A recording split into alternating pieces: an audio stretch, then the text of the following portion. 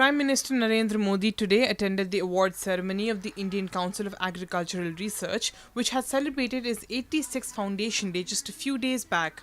In his address to the people present at the event, the PM lauded the efforts of professors and students in taking the field of agriculture to new heights.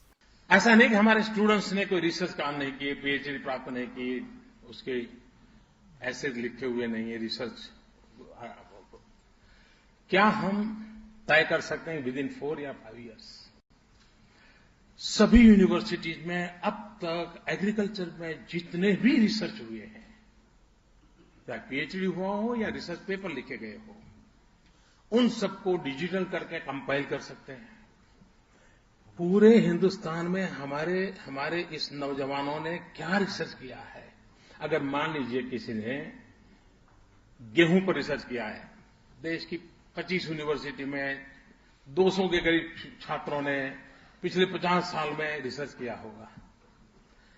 आज वो खजाना कहां पड़ा है? क्या किसी ने इकट्ठा करके दोबारा उसमें से देखा? यूनिवर्सिटी ने देखा है कि भाई 50 साल में इस प्रकार के रिसर्च हुए। इन 50 साल के रिसर्च को एक कंपाइल करके हम इस पॉइंट को निकालते हैं और एक पूरा डिजिटल प्लेटफॉर्म तैयार हो सकता है हमारे रिसर्च स्कॉलर्स का। The Prime Minister said better usage of resources and skills can help the nation a lot in designing a structure that will be beneficial for farmers.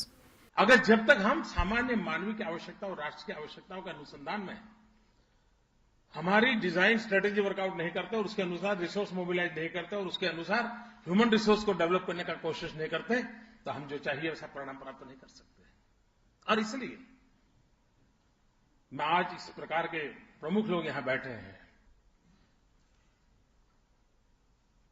हम सिर्फ एनालिसिस करके भी हाँ नहीं होता है, नहीं होता है, उसका एनालिसिस इनफ नहीं है। कैसे हो उसका एनालिसिस कैसे हो? Powered by NNIS.